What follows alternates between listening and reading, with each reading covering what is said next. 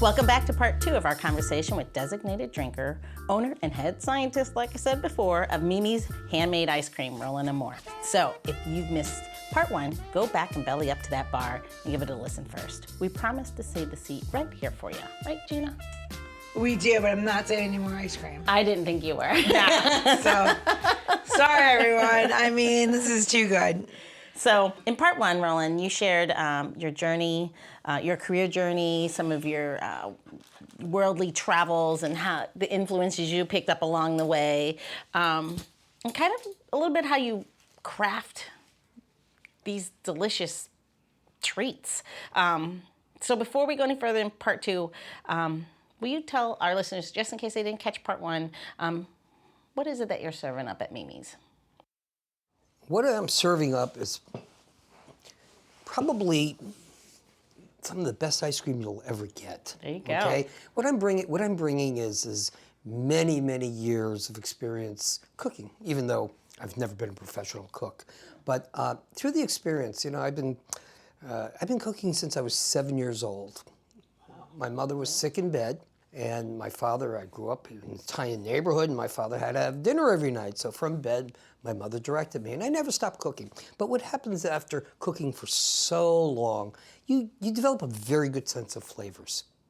You develop a very good sense of preparation methods and so forth. So I rely on those instincts to bring flavors. I want to bring flavors nobody else is bringing. And I want to, I want to just expand the universe. It's interesting, in the 1800s, the ice cream selection variety is much greater than you see today, or you did up until about 10 years ago, as now more flavors are reintroduced. We had become much more conservative in our taste, but I want to open that. I want to broaden it up. So I told you as a scientist, he said he wanted to broaden the universe. Yeah, I'm here for it. I'm just going to be here for it. There you go. Well, then maybe we should just start this episode off the way it should be when you've got all this. Let's go to lychee. Mimi's. Do you remember anything what we learned about the lychee or no? Yeah, of course. What? I used to eat them all the time when I lived in Hawaii. No. What did we from the last episode when we had it? That they are not dragon fruit.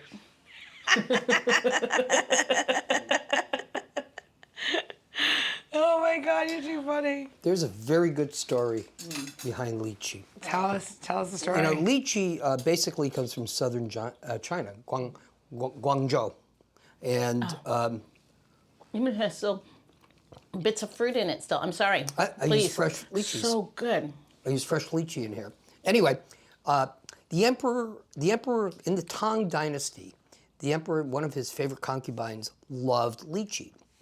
But they only grew down in what we call Canton or Guangzhou in China, near Hong Kong or in that area in southern China. And you take them off the tree, within one day they changed their color, second day they changed their taste. So you had to eat them right away. This is years before refrigeration, of course. But anyway, so the emperor had his version of a Pony Express. Oh. Okay, and which not only for these, but for everything. But every day, a pouch would be prepared out of Canton, China, and each horse would ride, I don't know, maybe 10 miles an hour, and the handoff would go to the next horse and so forth. And every day, the emperor's favorite concubine had her lychee nuts. Wow. Oh my God, that's crazy. Also delicious. I know. All right, I don't believe you. There's only lychee in here, so I need to know. Is there rose water in there? No, there's just a little water in there, a little bit of sugar, a little magic dust, but other than that, it's pretty straightforward. The magic dust, is that the cocaine? I knew they were all, it was going to be way more fun. This is the most beautiful aromatic to it. I mean, literally. And like, I love lychees, and like sometimes it does taste like a little bit like Fruity Pebbles or like rose water or something like that, but like, oh my God, that's so good. It's really delicious. So, all right, so again, this is a sorbet? This is a sorbet. It's prepared with water. And I can't keep it in my dipping case. I can see why. It keeps jumping. And I'm out there I'm literally buying lychees, fresh lychees by the case. Wow. I mean, this is crazy good. Do you take them on your horse want your own? DC? Go ahead.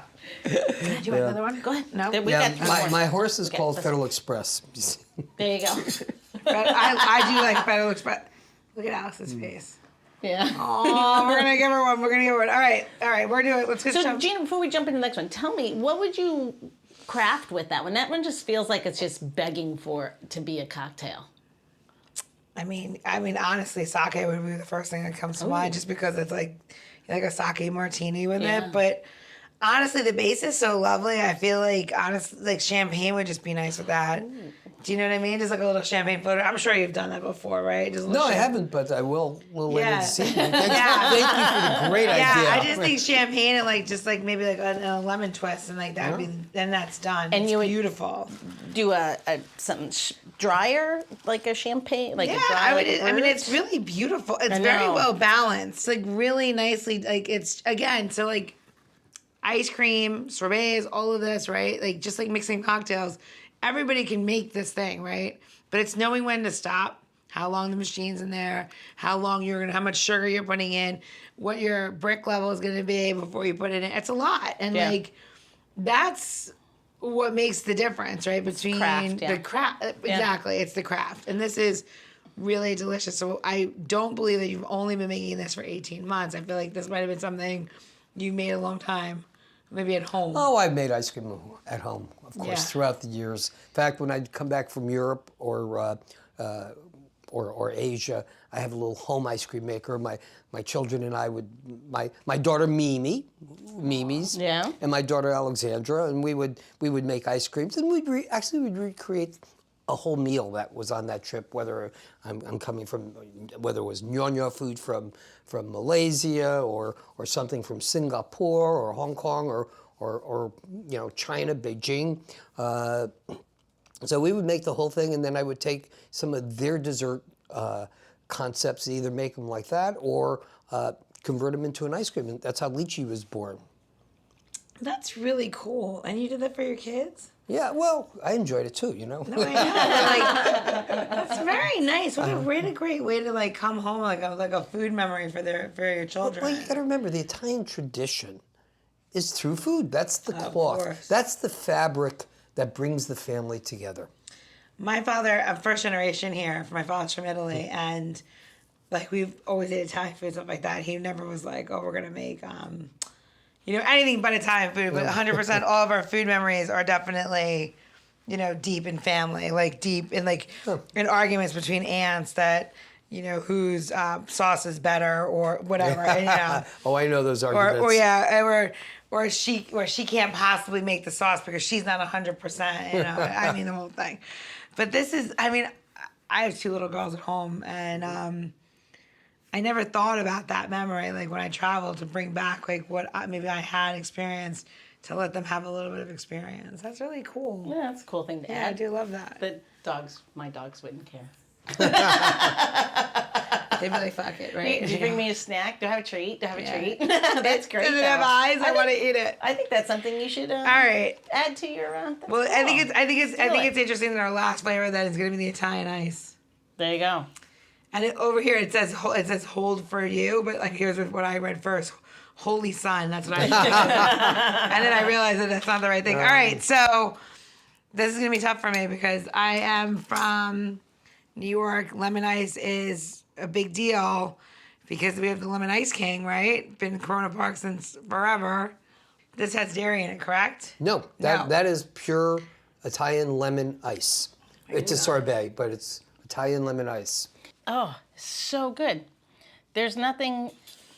Sorry, I'm listening. It's so clean. I mean, it's like You know, almost just like licking lemons. I'll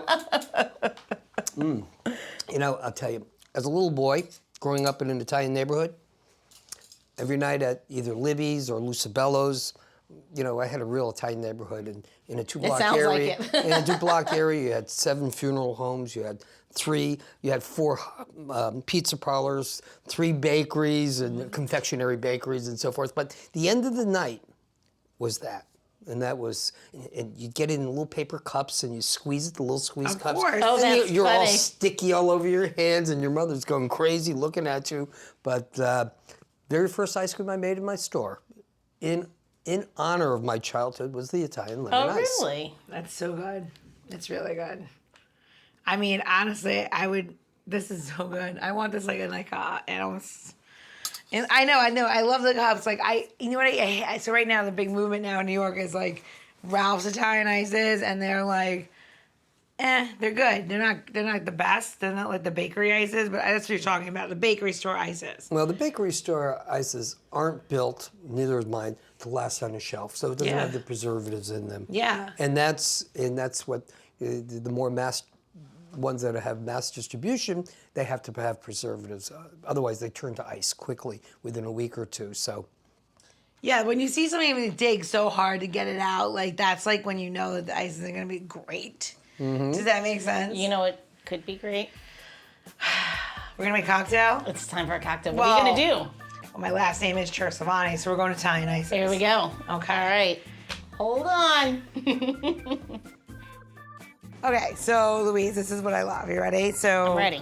First of all, this Italian ice is delicious. It reminds me like everything that was in Corona Park in New York growing up, and like it's only fitting because Rollin is from Connecticut, so it's like really delicious.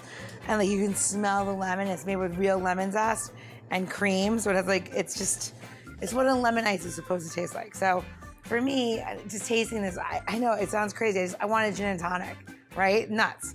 So we're gonna scoop in 2 glasses. I'm making it always 2.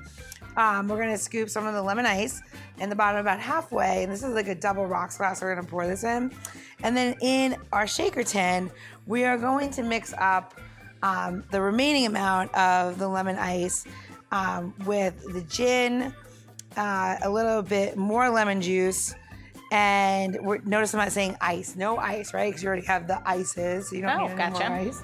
And then you're gonna do 2 ounces of Hendrick's gin out of this giant jug that you brought me. Thank you very much, Vance. Very lovely. Where did you buy this somewhere? This is crazy. All right, so we're gonna add that, and then we're gonna add, really sounds nuts, a little bit of fresh lavender seed. And we're not gonna do much with it. We're not putting it in there because we want it to flavor every single thing. We're just adding a little bit of layer to this. So it just has a little bit more, like a little pungentness to it. So it's still super easy. Do you have to put the lavender in it? You don't. If you happen to be somebody that thinks that lavender tastes like soap, do not use it. You know? If you love lavender, which I do, and appreciate it, then you're gonna add that to it to make it more cocktail-y than it is for, say, a little kid, right? So we're gonna add that. We're also gonna put in there just one of the, we'll put 2 basils. We're gonna put 2 basil leaves in there just because why not? So now you have all that in there, and we're gonna give this a little bit of a shake. And now, just because you have that in there, you can basically what you're gonna do is almost making a milkshake, right? So we want this to go all the way down. It's gonna dissolve. And when it gets all the way down, then we're gonna double strain it over the lemon ice and hit it with some tonic, and boom, cocktail. Boom. We're gonna have to look at this, I think, a little bit just to make sure, because I can feel it dissipating, but I mean, nope, not ready yet. You want that ball to be gone, so we're gonna keep going. Now we could cheat and add the ice to it, but it's not gonna be the same. Oh, because the ice would then beat up the ice cream. It's more than that. You just don't want to add dilution to it. That's something so beautiful. Yeah. It doesn't need it. It's gonna get that from the tonic water as it is. This is just gonna be like something that gives it like a lot of flavor, and it's like, and it looks really good actually. Let's like, you're gonna give it a little stir. Even I cheat sometimes. We'll break it up, and we'll go back and give it one more shake. And if this was a way for me to do the shake weight, you win. All right, so keep going. Okay. All right, let me see what we got. Ooh, that is nice. I need this little guy. So we don't want any of these lavender seeds in our drink. We just want to have the aromatics of them with the lemon. So I'm gonna pour that in. Looks beautiful in there. Cocktails and lemon ice. I mean, seriously, I grew up and how did I never do this in New York? I don't know. So we have the lemon ice on the bottom, and we're gonna pour in our tonic, and by the magic of gravity, if all is said and done right, this should float. If it doesn't float, that is not my fault. That is Louise's fault, and that's it. We're gonna now ensure that it'll float. There it comes. Thank you. Thank you for participating today. It is very cold. There it comes. There we go. And a little tonic. We're gonna give it one more leaf across the top. And that is that. So That's magic. it's a magic gin and tonic, really, in a pretty little glass. So Beautiful. cheers. Cheers. Cheers. Tell us what we got here again. Centano. Chin chin. Absolutely. All right, so it's nostalgic, right? You gotta, like, as soon as I tasted it, it tasted so delicious, but like, what do I love more than, most, especially this time of year, coming to the end of the summer, that little Indian summer, but now because of climate changes, summer's every day in DC. Gin and tonic, so I mixed it and we did, we just put like the gin with it, I know, it's shook it just up. beautiful. But we shook that in there. We shook all of the ices with the gin, and then we strained it with the tonic, and like it was just really nice. But adding that little bit of lavender is just like gives it just this little other place it goes, and like it really plays with the gin well because. I mean, it's lavender, right? Lavender is like usually, or orris root, all kind of the same like flavor profile. I really like the basil as well. I like the earthiness. I like that on my nose when I go to. It's got a slight peppery taste to it, and it works so well. Gina, you've taken my great my great ice, and you've made a tremendous product out of it. Yeah, no, this is good. This is What happens when you start with a good product? I know, that's what I was gonna say. It's when you start with anything that's good. Anything that's good and you put anything else that's good with it, you're really not gonna get a big piece of mishigash. It's gonna be something delicious, right? So Gina, where are they gonna go get this delicious cocktail recipe? You're gonna go to designateddrinker.show for the cocktail recipes, how to get to Mimi's. Follow us on Instagram, and you can see the tips and tricks and how to make a float in your own house. And if you missed any of that, don't worry, just scroll down in your episode notes. We'll have links there, of course, to designateddrinker.show. We'll have links to our Instagram, but most importantly, we're gonna make sure we have a link to Mimi's Handmade ice cream so that when you're in the area, you're gonna be able to know where to go. And he's gonna have so many shops soon, you're just gonna go crazy. Just go I know. round and round in I'm circles happy. on your sugar high. I know, Rockville will be the closest now to the farm, so For that's you. good. There you go. Yeah. I have a question for you. What's custard then? What's frozen All custard? right, custard. A lot of times it's French vanilla. A lot of times the word French. A custard base is with eggs, so it's a very rich type of ice cream, and most of the ice cream in France is custard based. Their culinary experience and so forth that it demands it almost. But and the custards are very rich. They're very good. I serve several custards. I make several rather. I'll make a French vanilla. I also make a cinnamon custard crunch. As a matter of fact. Crunch? Yeah, I use Heath bar to give it a little bit of crunch. Yeah. Yeah, and Keep talking, Rollin. Heath bar is You're speaking Gina's love language. Heath bar is wonderful if you want a little crunch because it doesn't get soggy, and it complements the ice cream. I've also made. Your fillings don't always like it though, or your crown. Yeah, yeah. Well, yeah, I mean, Your dentist is like, yes. I'm like, take my teeth, who cares? anyway, so I'll make it in my cinnamon. I've made a strawberry custard, which was very good also. So what I'll do is recently I made a sweet corn custard. I turned it very slow, and so it had this density to it. It was just a wonderful ice cream. I made also Italian Easter pie, the ricotta pie. Oh my God, that's my favorite. I make that. Of course, in the Italian pies, they'll either put grain or rice or barley. I didn't put any of that, but it just flew off the shelves. And Was there any chocolate with it? no, I didn't put the chocolates. That's like the cannolis, right? I didn't put. Do you the ever chocolate. make the cannoli custard? No, I was thinking about that. Let's think of that together. All right. Let's work on that as a team. A collaboration? Yes, let's have a collaboration, custard cream, French something. I don't care. As I keep rolling my chair closer to Roll, I'm like, oh, let's hang out.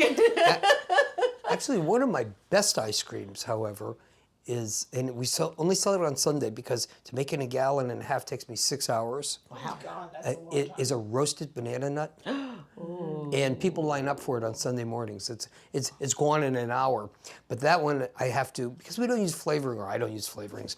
I have to slice the bananas. I roast them for 4 hours to let those sugars and those Wow. flavors come out. See, now And you're that- speaking my language. Yeah, if I ever get a Michelin star, it's going to be on that particular ice cream. That I can assure you.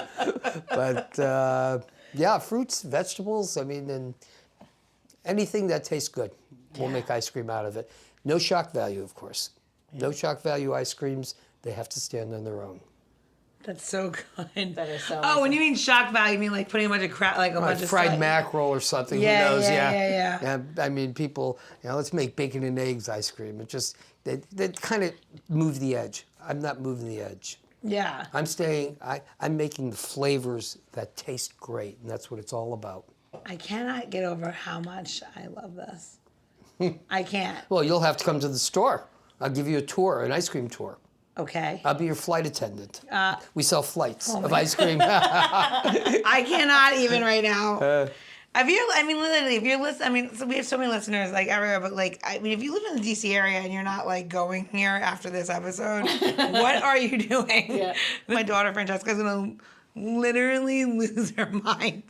She loves gelato and she loves ice cream. When we went to Italy, she, like, was like, Mom, I think I love gelato. I'm like, you think? We've had gelato every day for 2 weeks. I think you're gonna be okay.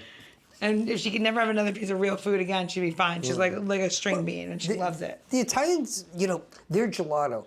Italians have a great knack for capturing flavor.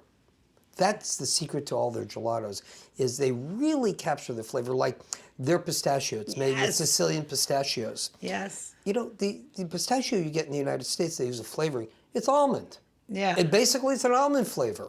Yeah. Really? Yeah. 100%. Next time you eat pistachio, close your eyes and think about almonds. I agree with you. Yeah. The pistachio in Italy is the best. Like because you get a or real- stracciatella, the chocolate. Yeah. The chocolate chip there. Oh my god. Or the cherries, the amaretto cherry one. I'm ready to do whatever you want. Actually, maybe we can make a drink. I've got a new directions I'm going to go into the next couple weeks. I just got a smoker, and I'm going to try smoked cherries Yum. and smoked corn, Okay. and make ice creams out of both of those. So And then I'm gonna bring whiskey. All right, let's do that. Okay, fine. I think that, right? Like old fashioned, like all different version of old fashioned. Oh my god, you're gonna smoke it? That's amazing. Yes. I just bought a smoker because I want to smoke cherries. Yum. For some reason, it just came to me that would probably taste very good. I used to work with a chef that smoked sugar, and so basically the same temperature you would smoke fish at, like if you were making lox, right? So it's cold smoke. So he used to cold smoke sugar for the bar for us. 'Cause we used to spin it into cotton candy. We would use smoked cotton candy in our cocktails. So I feel like smoking the sugar, you might even get more of the smoke than just the cherries. Yeah, what a great idea. Thank you. Well, I'll give you credit. Don't give me credit. I wasn't that chef. You Gina's cherry. Oh, you don't have to say that. Oh, God, yes. It's been a long time for that, Rollin. It's been a lot of babies and a long time since that happened. All right. I think it's time. It is time, right? Yep. I know. I'm sad to see this. I don't want him to go. I know. I know, But he's got to go make ice cream. He's got to go make the ice cream, Gina. All right, this is how we know if you have ever listened to our show or anything. We always have one last question, and so now in this new time of day and age, everyone identifies themselves with some sort of spirit animal, and you might identify yourself. I'm trying to think of something that eats sugar. I can't even think of anything. Because you're sugar high I know, right now. I'm so happy. A carpenter bee, right? Because they can't stop moving, and they're always like, and they're not harmful except for like your dwellings, Except for your deck. except for your deck, right? But if you can identify yourself as an ingredient, and it can be any ingredient, whether it's to make ice cream, sorbets, food, or cocktails, what would that ingredient be, and how does it describe you? Let me get that question. If I were to become one, If you identify as an ingredient, Identify. what ingredient would define you, and you would identify with? You know, that is such a difficult question because there's so many great ingredients, and it certainly would be a fruit or even a vegetable. I mean, First thing comes to your mind. That's yeah, usually the banana best. because of my roasted banana. Absolutely. Which, you know what? I'm going to smoke the roasted bananas. Yes, like a smoky I banana. bet you those. I'm going to smoke the banana. Thank you, Gina. Versatile. Yes, you just led me on to a great idea. I love it. I love it. I'm dying right now. I'm so happy. This is the best episode. She's on a total sugar high. Thank you for coming, Rollin. Thank you for bringing so many of your amazing, tasty delights. Oh my gosh, it's so good. You know, you're over the top. I can't wait to bring Francesca. She's gonna lose her mind. You already have. I know. I know. I'm not supposed to have this much sugar. Not allowed out. I just hope I don't have to call 911 when you come to the store. I mean, Rollin, I'm really not allowed out usually, so this is pretty nice. No, I'm just kidding. The Designated Drinker Show is produced by Missing Link, a Latino-owned, strategy-driven, creatively fueled production co-op. From ideation to creation, we craft human connections through intelligent, engaging, and informative content. Also in the Missing Link lineup of podcasts is Roger That, a podcast dedicated to guiding you through the haze of dementia, led by skilled caregivers.